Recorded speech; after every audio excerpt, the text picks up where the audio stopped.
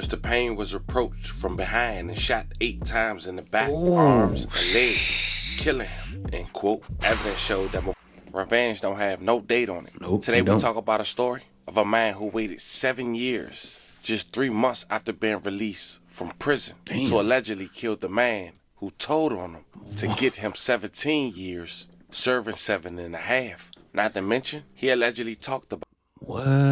Hey, bro, that's wicked, bro. Just imagine, bro, you told on him, thought he was gonna get 17. He did 7.5. Then he get out. Then he come and bounce out on you, unalive you, bro. Talking about wicked. Talking about revenge ain't got no due date. That's the definition of revenge ain't got no due date. That's crazy. About it in the interview he did just a month and a half after being released from prison, which we'll later check out clips. According to local officials in Colorado, this man is a member of the African Mafia, one of 28 members of Sudanese gang that were indicted in 2016, known as the Kings of Denver. It's crazy, bro, like how, immigrants or, people flee their other countries to come over here and get their kids a better life, and how their kids still end up, turning to the streets, of crime, and still doing what the family did to, to flee that country. Like, it's crazy how that happens, bro. You see it time and time again with, with the, immigrants and stuff that come over here to America, looking for a better life. Like I said, you can steer your kids in the right way every time, but it's the kids gonna do what they want to do, man. Or KOD, as they say, fam. Some forgive, but it's easy to get influenced over here in America. Today we go over this story. We see who involved. We see what led up to this, and we see where we stand today. But before we go over this one, I want you guys to remember, I won't give you no angle. I just give you the story. So with that being said, make sure you like, comment, and subscribe. We're going to jump right to it. Fahmy Mohammed Tajar, an African kid from Sudan who went to Egypt and came to the USA with his family at the age of 11. At just 19 years old, a senior in high school, he was convicted of multiple burglaries around the metro area of Denver. He was one of 28 individuals indicted in a prolific burglary ring case that authorities in Colorado deemed were members of the African Mafia. It started back in 2015, where authorities claim they were responsible for more than 50 burglaries in Denver, Colorado. The 28 suspects faced 139 counts ranging from racketeering to burglary and theft. It had alleged that the ring operated in Denver since late 2013.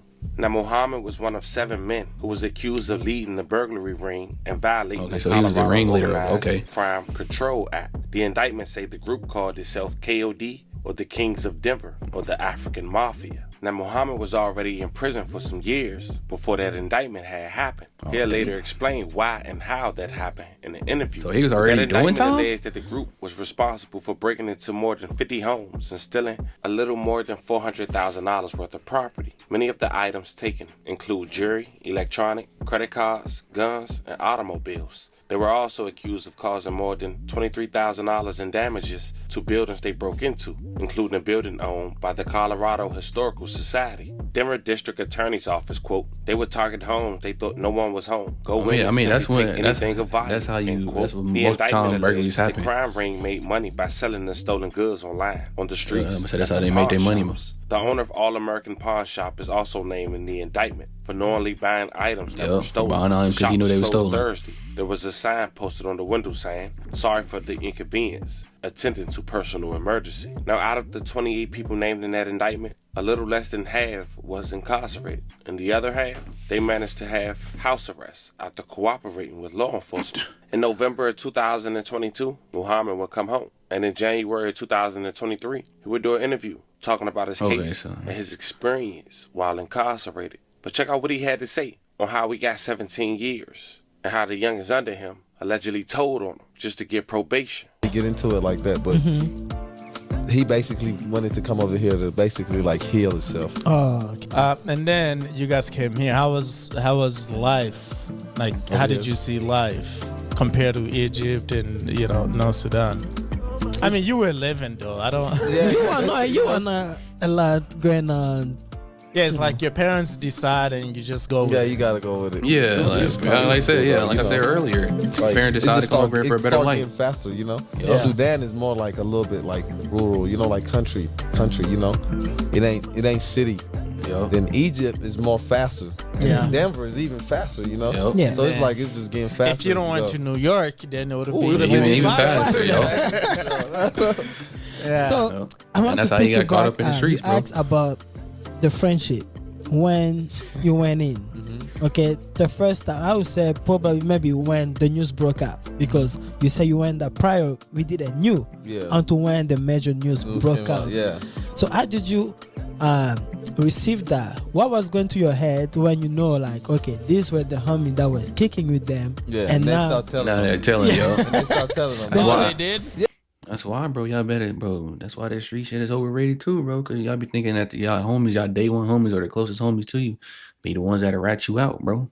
That's why you, bro. That's why I said, just leave the streets alone, bro, and go get you some money another way, bro. Like I said, being in the streets, bro. It's many ways to get money besides being in the streets, bro. And like I said, motherfuckers ain't really getting money for real like that in the streets anyway. Not like they used to back in the day though.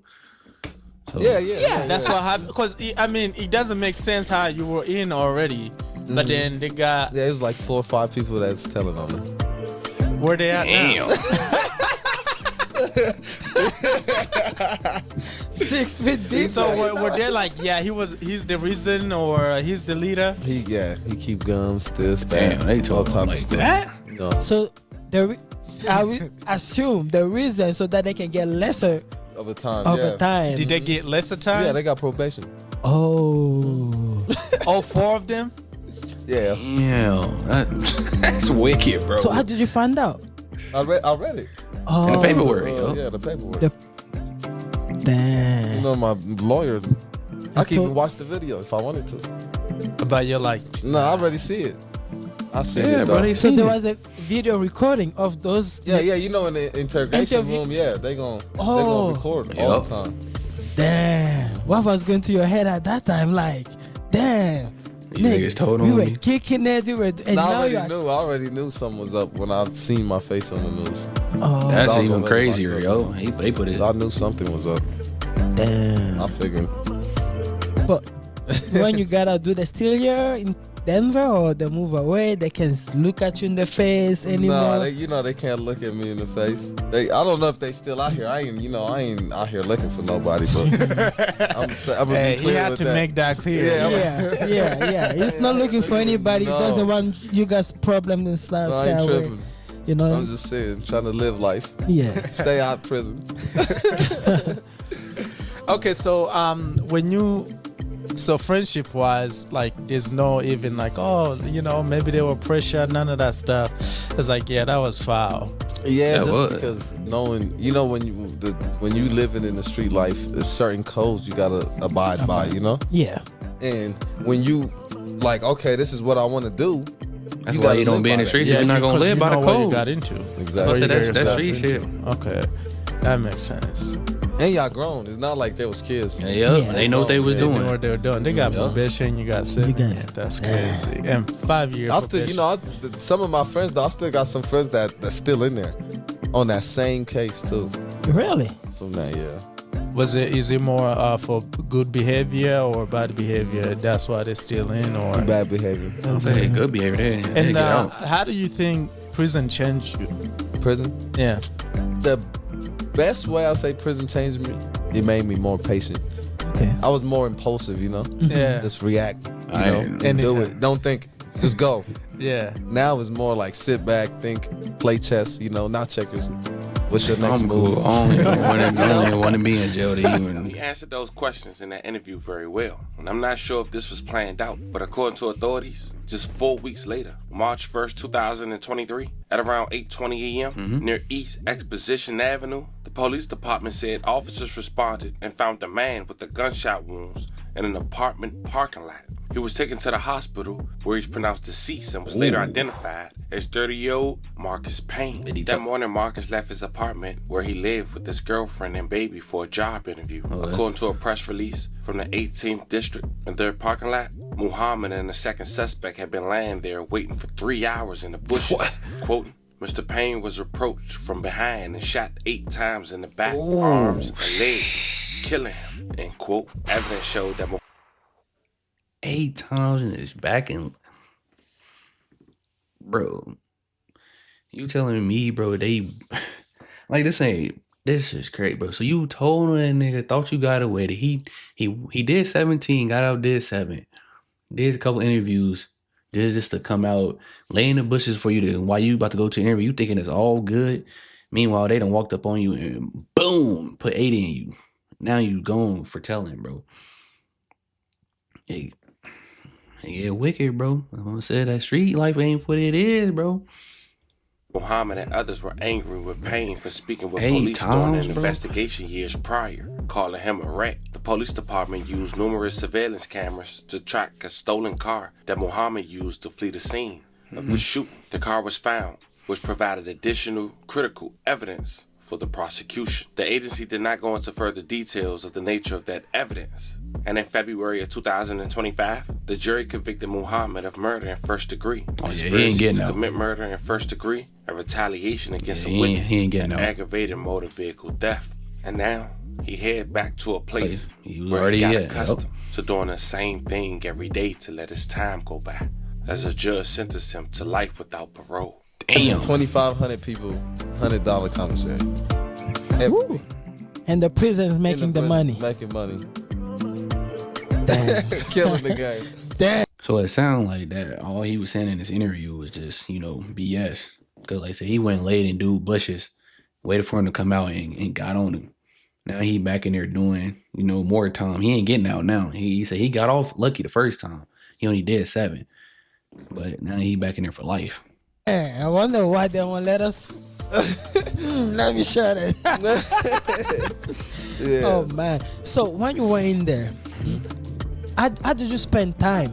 Because outside your time would go faster, but in there you feel you are into this small room. But how do you spend time?